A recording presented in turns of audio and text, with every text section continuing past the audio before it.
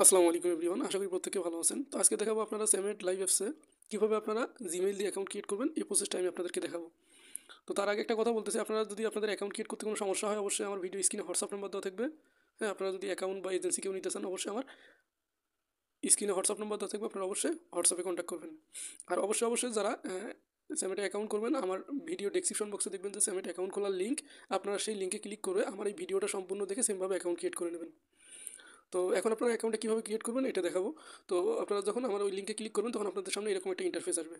তো অনেকে আছে কি ফোন দিয়ে অ্যাকাউন্ট ক্রিয়েট করা ঝামেলা মনে করে, তো সেক্ষেত্রে আপনারা জিমেইল দিয়ে কিন্তু অ্যাকাউন্ট ক্রিয়েট করতে পারবেন। ঠিক আছে? তো আমার লিঙ্কে ক্লিক করার পর আপনাদের সামনে এরকম একটা ইন্টারফেস আসবে, তারপর আপনারা এই যে জিমেইলে ক্লিক করবেন। ঠিক আছে?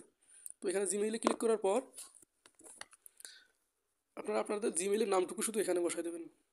এই যে দেখতে পাচ্ছেন, আপনার জিমেইলের নামটুকু শুধু এখানে বসায় দেবেন। আর এই যে @দেখতে পাচ্ছেন, @gmail.com, এটা দিতে হবে না। ঠিক আছে? তো আমি এখন